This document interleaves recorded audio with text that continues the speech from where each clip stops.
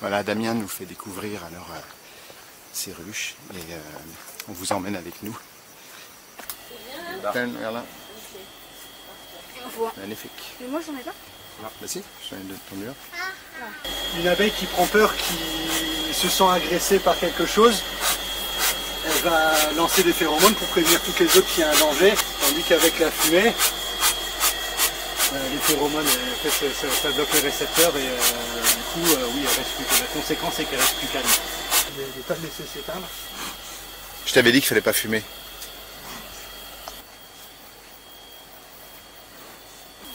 Donc là tu réalises un rêve, hein, tu sais. De quoi?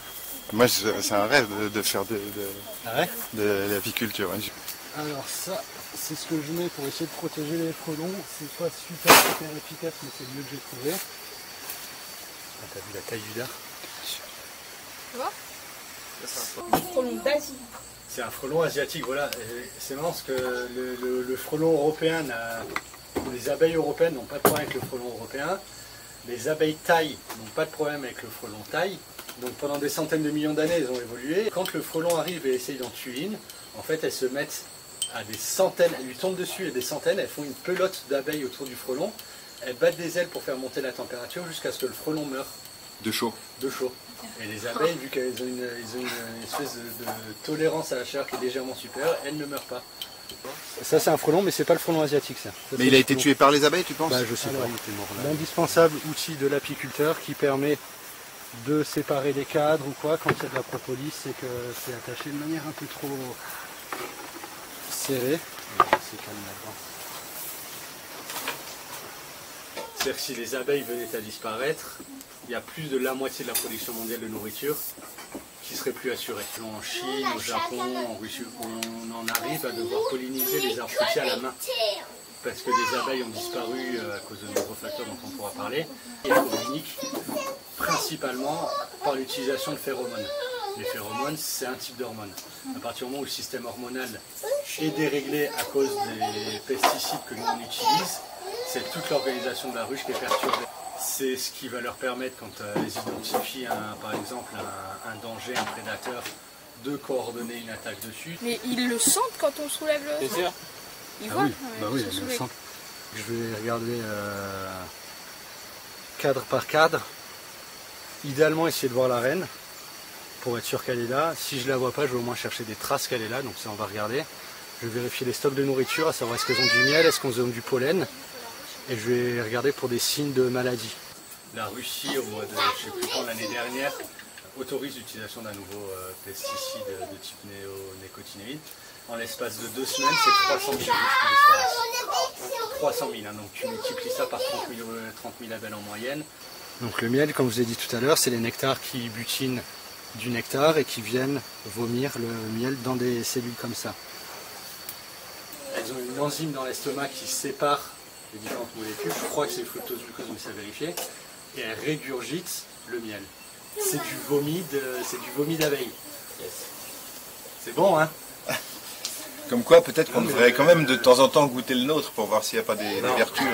La cire, c'est de la transpiration d'abeilles.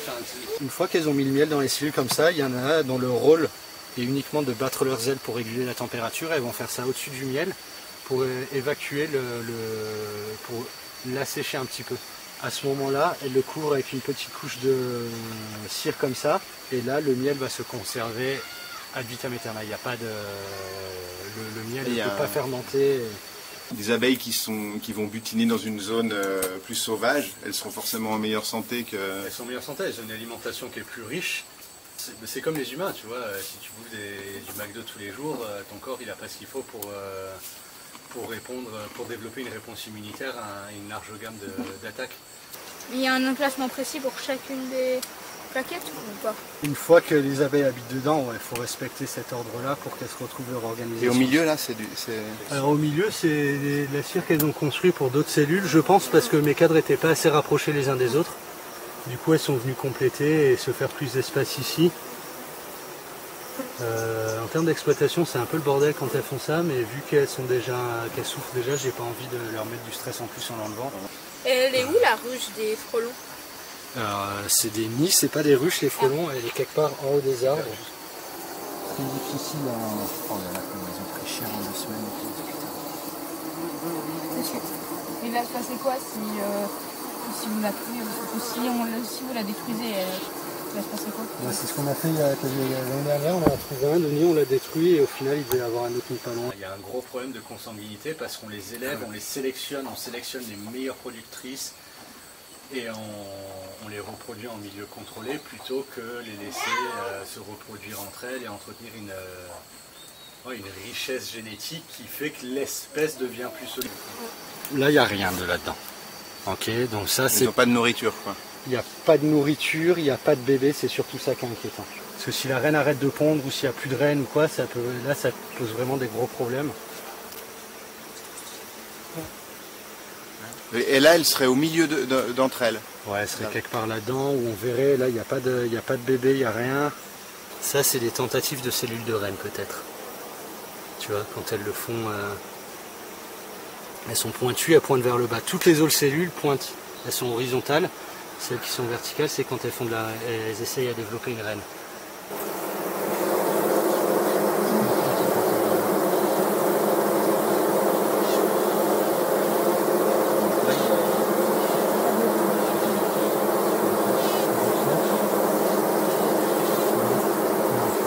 Et les élever sans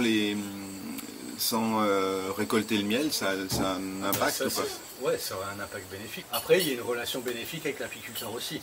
Moi, je vérifie qu'il n'y a pas de maladie, j'interviens quand je vois qu'il y a des saisons des prédateurs.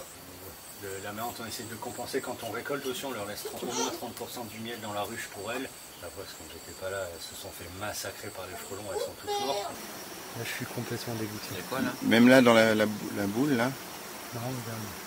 Soit elles n'ont pas eu le temps de pondre, soit... Ça, je pense que c'est sachant qu'elles n'ont pas de reine, elles essayent de développer des cellules là-dedans. Quand tu disais tout à coup, ces produits-là, ils ont un impact sur les hormones, il faut qu'ils arrivent plus, ils comprennent plus comment communiquer ensemble. On sait très bien que ça a un impact sur nous. Oui. Ces produits-là. Les hormones, c'est notre système de communication interne. Donc ça, oui, de là à faire une projection que ces produits, ces pesticides-là nous empêchent de communiquer avec nous-mêmes, c'est-à-dire avec notre partie émotionnelle, avec notre corps. Oui.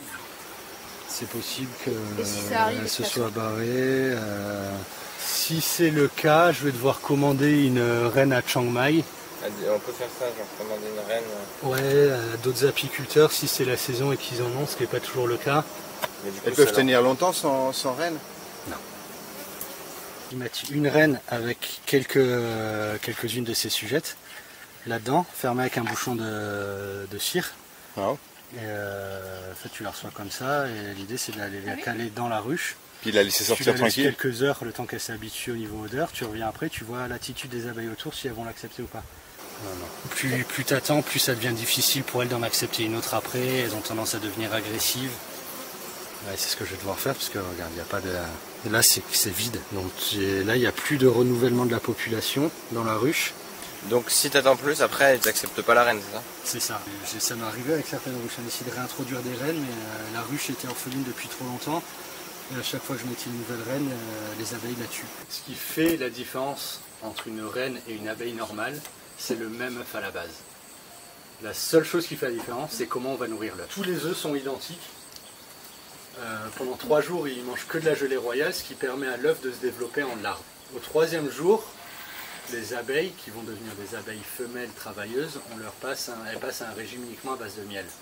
Au 3e jour, si la reine décide que telle et telle abeille, on doit garder un régime à base de gelée royale, l'expression des gènes devient complètement différente et l'abeille ne se transforme pas en abeille, mais en reine abeille, qui est génétiquement complètement différente. Donc c'est la seule qui est capable de pondre des œufs, de se reproduire avec un mâle. Elle a un abdomen, donc elle est au moins entre 2 et 3 fois plus grosse qu'une abeille normale. Par l'alimentation, et ça c'est pareil, ça en dit long sur l'épigénétique, hein, juste par l'alimentation, tu obtiens une abeille qui est 3 fois plus grosse, qui a des organes différents. On a la preuve avec l'abeille que l'alimentation transforme carrément ton nom. Sur l'expression des gènes. Wow. Bon, parce que nous, il n'y a pas moyen de penser que c'est peut-être un petit peu pareil. Tu vois, tu manges du caca, tu deviens du caca. Pollen, miel autour. Ici, là, genre. Ouais, imagine en volume en fait. Tout le contour, c'est comme une boule. Et à l'intérieur, Donc sur les cadres du centre et au centre des cadres, c'est là qu'elle va principalement faire les petits. C'est l'endroit le plus sécurisé. Les guêpes sont carnivores, c'est-à-dire qu'elles vont manger des insectes morts, des morceaux de cadavres, des protéines. L'abeille à la base faisait ça, elle commençait à se nourrir d'un autre type de protéines que tu trouves dans le pollen. Accidentellement, le pollen s'accroche à son corps et permet de butiner, et du coup à ce moment-là, le vivant, tu as toute une branche du vivant qui étaient les espèces qui font des fleurs, qui étaient relativement nouvelles à cette époque-là, commence grâce à cette espèce qui s'est mise à butiner à se développer de plus en plus. Les abeilles, elles, évoluent en parallèle en développant des poches sur leurs jambes pour pouvoir stocker le pollen, du coup augmentent leur efficacité à polliniser, développent des organes en interne pour transformer le nectar et le pollen en miel, Et elles sont devenues végétariennes. Elles sont devenues végétariennes à se nourrir de pollen, alors qu'avant elles se nourrissaient de protéines animales sur les cadavres qu'elles pouvaient... C'est ça la solution. Donc, Je suis peut-être en train de développer des poches sur les côtés, je sais pas. Mais elle a peut-être essayé de pondre des œufs de futures reines. C'est ce qu'elle fait généralement avant de sortir et d'aller faire un autre nid, c'est qu'elle va s'assurer quand même qu'il y a une descendance pour prendre la suite de celle-là. Ouais, donc la jeune reine qui vient de naître, qui va hériter d'une ruche pour X ou Y raison, s'envole hors de la ruche. C'est la seule fois de sa vie qu'elle va sortir de la ruche. Donc, en ayant tiré qu'une seule fois, en ayant connu l'acte d'amour ultime qu'une seule fois, elle va pouvoir pondre des œufs. Et quand je dis pondre des œufs, c'est des centaines, voire des milliers à vie. Les mâles n'ont plus le droit de rentrer. Ils ont fait leur boulot, ils ont fécondé la reine, maintenant c'est aller crever de faim dehors parce que nous, maintenant on passe en mode travail. On bosse. Donc ils ont eu la belle vie jusqu'au moment où ils ont fécondé, puis ensuite ils sont jetés dans la nature. Une vie d'oisiveté et d'entretien jusqu'à l'acte d'amour ultime, et suite à quoi ils ne servent plus à rien et vont malheureusement mourir dehors. Mais ça fait 15 ans que j'aurais dû être mis dehors. Il n'y a plus que des femelles, les mâles ne servent à rien dans la ruche en fait. Et en fait tu le tiens entre tes doigts comme ça, ce qui te permet de le manipuler selon les besoins.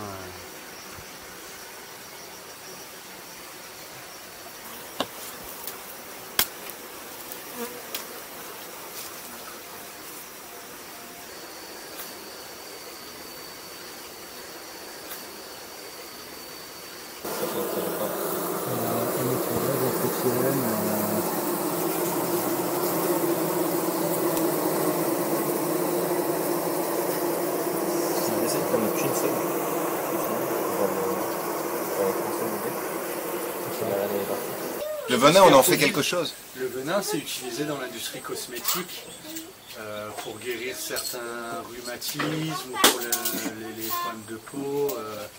Encore une fois, c'est un truc où les abeilles sont exploitées pour les quelques microgrammes de venin qu'on peut avoir. Là, tu vois, quand elles montent les fesses comme ça c'est qu'elles se sentent agressées. Elles défendent l'entrée, quoi. Ouais. C'est à cause de nous ou à cause des frelons? Les deux, je pense. La ruche est ouverte. C'est quoi en fait? C'est juste du sucre mélangé dans l'eau. Mais du sucre brun. Là c'est du sucre brun, ouais. Je préfère pas leur donner trop de produits raffinés.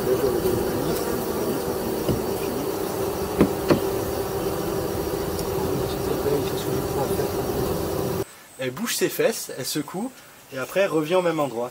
Elle avance comme ça, elle bouge ses fesses et elle fait comme un cercle comme ça. Chaque fois que je bouge mes fesses à droite et à gauche, ça veut dire 50 mètres, admettons. Les abeilles, elles comptent le nombre de fois où leur pote elle bouge les fesses, donc elle a bougé 10 fois les fesses. Elles savent que ça veut dire 10 fois 500 mètres.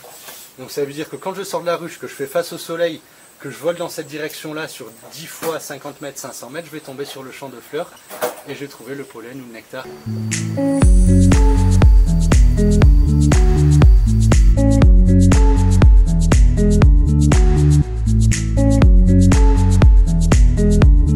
Après tu vois, elles sont zen quand même.